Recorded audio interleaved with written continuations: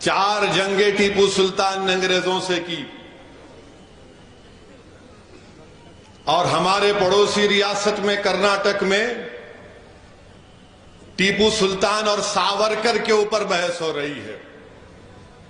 تو ٹیپو سلطان 4 بار انگریزوں سے جنگ لڑے، اور جب چوتھی جنگ ہوئی ٹیپو سلطان کی انگریزوں سے تو میر صادق نے غداری کی۔ میر صادق نے غداری کی، انگریزوں سے مل کر میر صادق نے ٹیپو سلطان کے قلعے پر جو توپیں تھیں اس میں بارود نہیں مٹھی رکھ دی، اور واقعات میں آیا کہ 4 مئی کے دن جب ٹیپو سلطان ظہر کی نماز پڑھ کر بیٹھے تھے تو 4 مئی کے دن ظہر کی نماز پڑھ کے ٹیپو سلطان جب کچھ کھانا چاہ رہے تھے، ایک لقمہ اپنے منہ میں ڈالا تو ان کے پاس یہ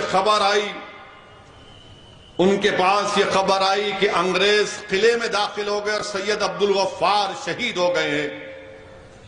تو ٹیپو سلطان نے اپنے کھانے کو چھوڑا، ان کے گھوڑے کا نام طاؤس تھا، گھوڑے کو منگایا، بندوق کو اپنے گلے میں ڈالا، تلوار منگائی اور کہا کہ آج فیصلے کا دن ہے، اور ٹیپو سلطان اپنے قلعے میں ڈوڈی دروازے کی طرف، دلی دروازے کی طرف جانا شروع کر دیے۔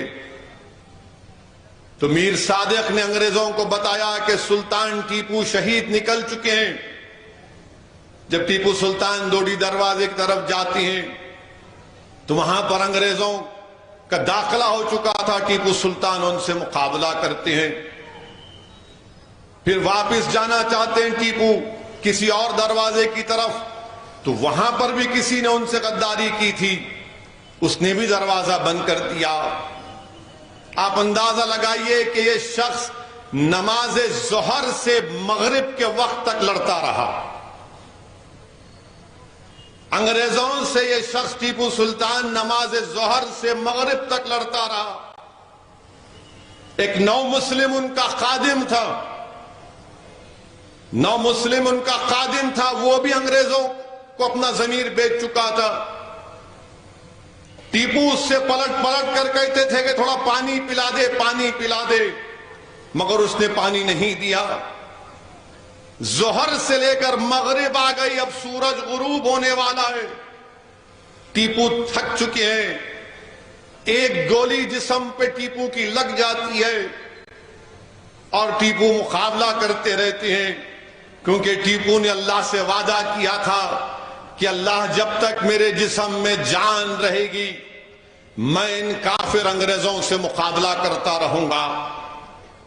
پھر ان کے سامنے جو ایک اور غدار تھا وہ انگریزوں سے انگلی سے اشارہ کر کہتا ہے کہ یہی سلطان ہے، اس کو مار دو۔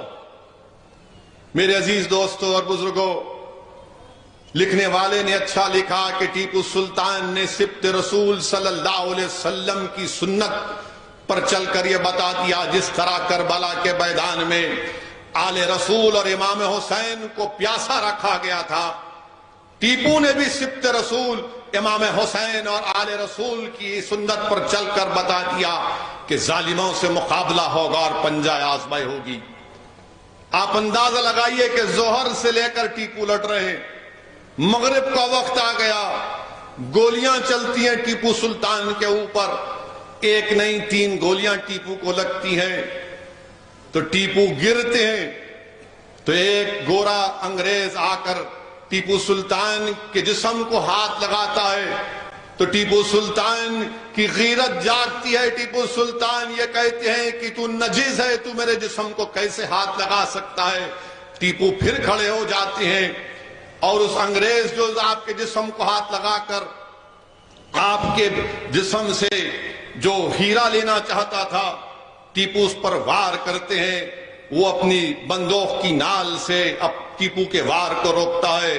لکھنے والے نے لکھا کہ ٹیپو نے اپنے اطراف میں جتنے انگریز تھے ان کو واصل جہنم کیا، تو ایک انگریز ان کی دائیں کن پٹی پر بندوق لگا کر گولی چلا دیتا ہے اور ٹیپو کی روح پرواز کر جاتی ہے۔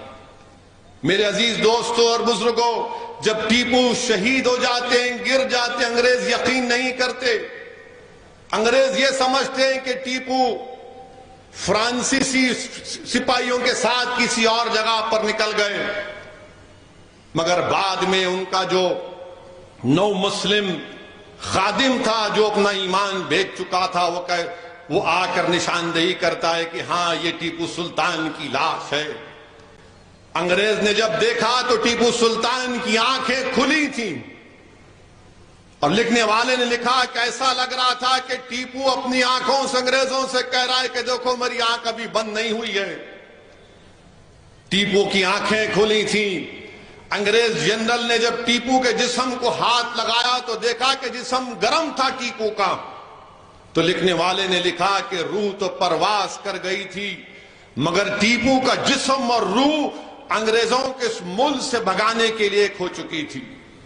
میرے عزیز دوستوں اور بزرگوں، ٹیپو سلطان وہ سلطان تھا جس کے پاس کشتیاں تھی، ایک نہیں 40 کشتیاں ٹیپو کے پاس تھی. اس نے اپنا وفد بھیجایا تھا سلطنت عثمانیہ کے خلیفہ کے پاس، اور جب وہ وفد گیا تو ٹیپو نے یہ کہا کہ جب تم اس وقت استنبول کو جب وفد جا رہا تھا، ٹیپو نے کہا کہ راستے میں کربلا پڑے گا، امام حسین کے آستانے پر جا کر میرا سلام پہنچانا.